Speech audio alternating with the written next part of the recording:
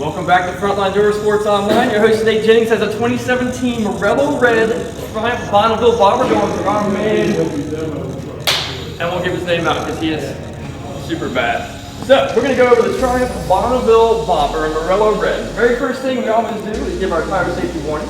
You've already demonstrated this motorcycle and rode it with caution, but we're going to ride like we're riding a brake for the first 50 to 100 miles. In our tire pressures, front and rear, we're going to be 32 pounds in the front, 42 pounds in the rear. If we forget that, we're going to have a placard in the front that's going to give us our tire pressure for cold pressures on the front here. So if we walk around the front, Duncan, we're going to see a front disc that is a cross-wheel rotor with our front single caliper that's led up by a slow-braided brake line. An additional little lead you have is our speed sensor pickup for our ABS and our traction control that is now featured on the Triumph bobber. It is a single disc, so you have that beautiful openness to the wheel on this side of your Avon AB71 19-inch front wheel. So definitely keep an eye on our tire pressures, as that's a safety factor for our riding. We have our hydraulic dampening suspension, our front forks. The front forks are non-adjustable. And we move on back. We see our radiator that's nicely hidden back in our down tube to this motorcycle, trying to keep it concealed aesthetically from the side. And that's one of the best things we have to view on this machine is the side view. As we look through, you can see the reduction of cables, hoses, even the front brake lines are bent up around to hide behind the fork legs. Our oxygen sensors moved up close to the head so that they're not visible. Starter cable is about the only cable you're going to see exposed on the side. So now we're going to talk about our water-cooled 1200cc parallel twin. This is an extremely square motor. That's one of the things I like about it, and it's the HT motor. Different than the T120, they have brought the horsepower and the torque down lower to come in harder and stronger, faster. So it has an extremely misconceivably fast presentation to it.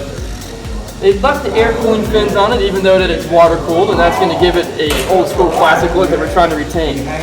Our fuel injection modules, again our openness and our lock cylinder for the ignition right here on the right hand side below our legs. We're going to have our controls, which are our mid controls with our front brake lever, our pedal, our collapsible foot peg with feelers, and our master cylinders hidden down in the bottom. We can pull this bad boy open, and that allows us to check our brake overflow. So check that trick piece out if you have a high-low measurement for your rear brake overflow. This is also our countershaft sprocket cover. So we have our chain drive that is heavily lubricated right now, as you can see, with that white color to it, and that will dissipate, and we need to maintain that. We have to do our chain preventative maintenance, which is lubricating and adjusting our chain. Rule of thumb, every 500 miles or so, definitely get in there and take care of that 8-pound snake back there. Our fully encapsulated muffler system and header is a stainless steel system, and it is beautiful and has awesome tone, which we're going to find out before we leave. If you allow us, we're going to push out and start your machine and let everybody else hear how bad the bobber is. We have our really open rear fender system here, which there are some additional accessories coming for that. LED.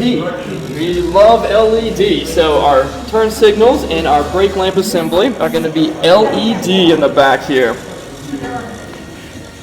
As we come around to this side of the motorcycle, we're going to have our rear disc brake, an additional little cam right here that's reading for our rear ABS and traction control.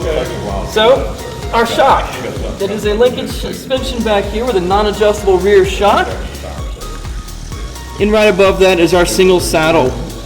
Triumph embossed in the back and that beautiful aluminum finish to it. So it has a nice saddle to sit you back into it and find a position on the motorcycle. But if it's not the right position, we can actually move the saddle. There is a 2-bolt system to push forward and back that's going to slide the saddle up and back this way. So you're gaining closer in elevation, reducing elevation, moving further away from the motorcycle. Further, we have our battery tray back here. So this is our battery location on the left side of the motorcycle. Our correlating suspension. Our 6-speed transmission is operated 1 down and 5 up with the linkage system we have here to adjust pedal height on our 6-speed transmission. Our collapsible foot peg right here, correlating to the other side. Our side stand, which actually is extremely easy to access with that arm that comes out right there. So then we get into more of the handlebars and controls of your motorcycle. Some of the things that we really like are the lockable fuel filler on our 2.4 gallon tank and this beautiful Morello red, which is going to change colors when we take it outside and get out of this nat light or ambient light into the natural light out there. Ride-by-wire. So we have a twist throttle that is ride-by-wire, true rheostat instead of push and pull cables, eliminating more visual cables on the motorcycle. Run cycle and start button integrated into one switch. When you want to change modes, this machine is equipped with road and rain mode. We're going to use this button to switch between modes. What people are going to forget is that our starter button has been moved up here, and this is now our hazard warning lights down on the right hand bottom control. We'll slide across the handlebars to the left side. We have conventional horn, turn signals and pushing in for cancellation, and a trigger switch that is actually only pull and activate between high and low. We'll demonstrate the instrumentation in a minute. Coming factory on the bobber are these beautiful cylindrical bar end mirrors, giving that last final touch to keep a real low look on your motorcycle. Both of our levers are going to be adjustable. You have 5-position adjustable front brake lever, and you have 4-position adjustable clutch. So now we're going to get you to reach over, turn the key on, and watch your instrumentation that is adjustable. And we'll show you how to adjust that after we go through the instrumentation. But reach down to your lock cylinder and turn your bobber on for the first time, Frankie. So we're going to watch it queue up and all the lights come on. So we have an ABS warning light flashing. We have our check engine, our oil. We're also going to have our turn signals down below here. We can do them both on the hazard, as we just were discussing earlier. We also have our high beam down located in this lower section. We have our neutral light, and then we're going to have a conventional like traction control. If we turn our traction control off, we can see a light that comes on. If we're using traction control, we'll have another light that comes on. We'll show you that when we get into the instrumentation. First, we'll start with mode selection. Right now, we can see our tank is full of petrol. We're in neutral, we're in road, and our odometer is displayed.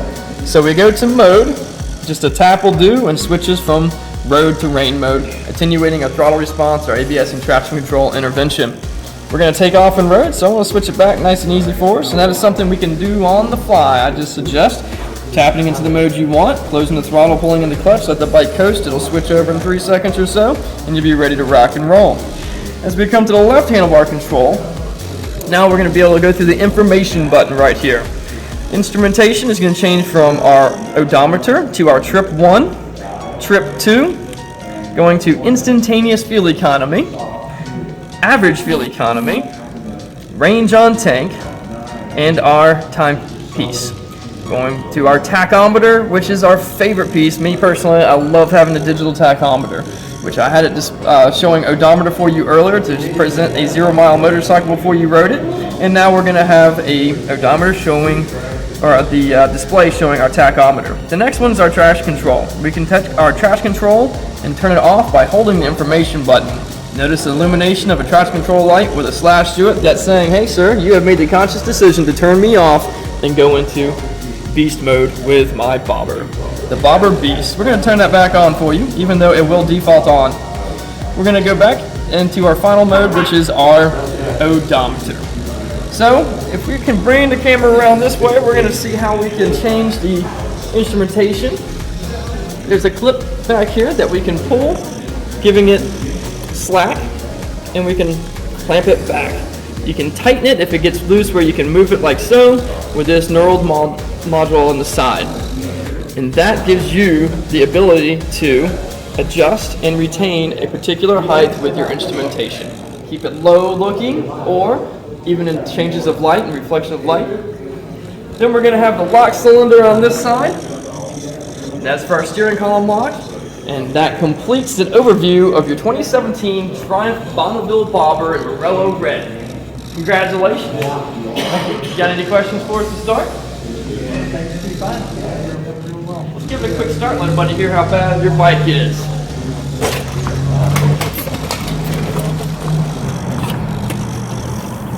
Watch your side stand going out the lift right there. Simple operation with the lock cylinder right on your right hand side. Pulling in the clutch as Triumph mandates a clutch to be pulled in.